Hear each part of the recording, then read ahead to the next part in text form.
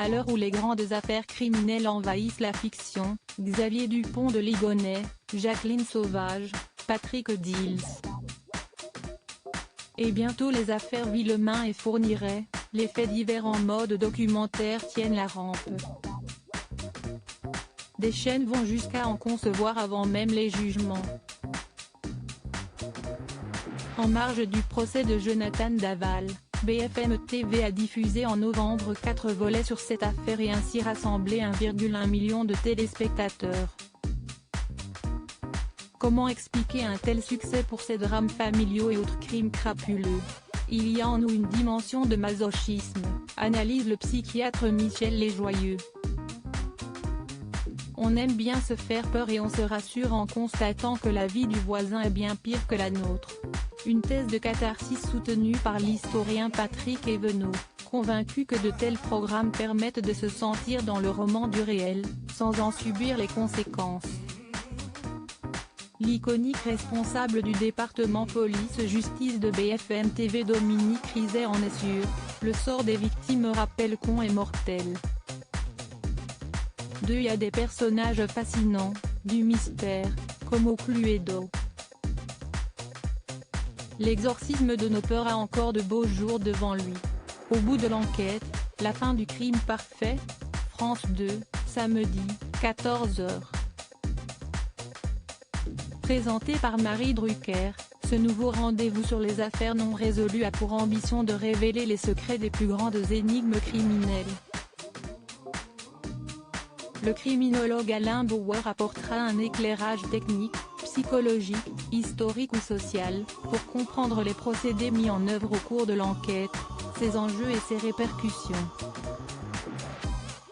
Premier numéro le 13 février sur la disparition irrésolue en décembre 1986 de Martine Escadella, une secrétaire de 24 ans.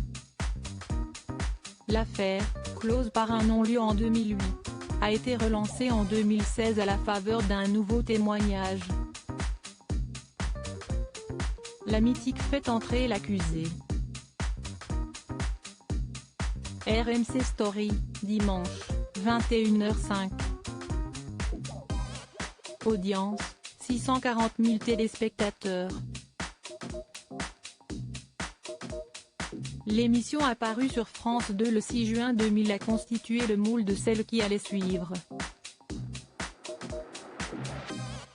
Rendu célèbre par son ambiance, sa rigueur éditoriale et le talent de conteur de Christophe Ondelat, le magazine aux 260 numéros reste la référence. Présenté de 2011 à 2020 par Frédéric Lantieri, doté d'un budget princier, environ 250 000 € l'épisode, entre 50 000 € et 80 000 € pour ses futurs concurrents, il a été victime des coupes financières de France Télévisions. Fait entrer l'accusé est arrivé sur RMC Story en octobre 2020.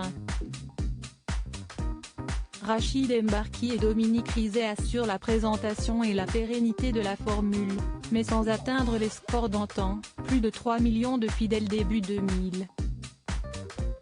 Les classiques enquêtes criminelles.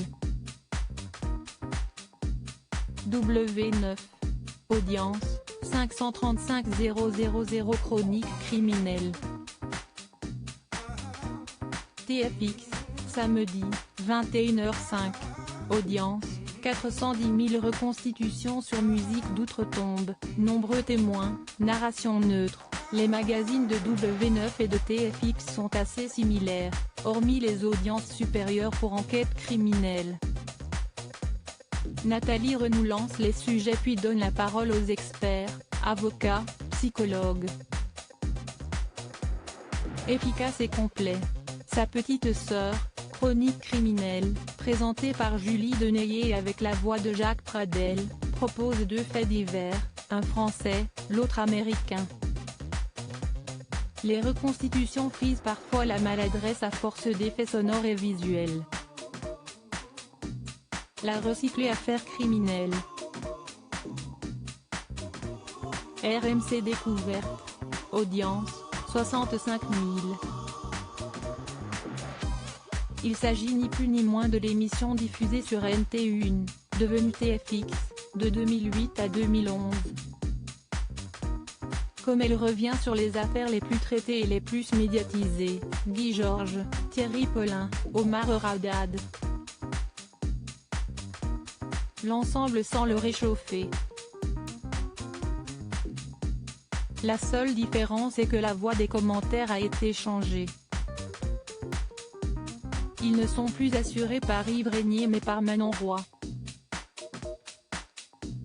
La réactivée affaire suivante. BFM TV, dimanche, 13h.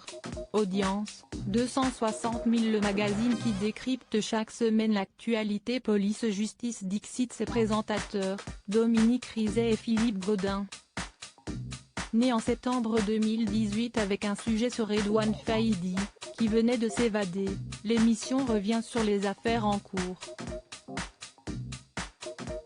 Rythme de JT, intervenants divers, le tout dans un décor de tribunal qui n'est peut-être pas la meilleure idée du programme. La Décaléens ont élucidé.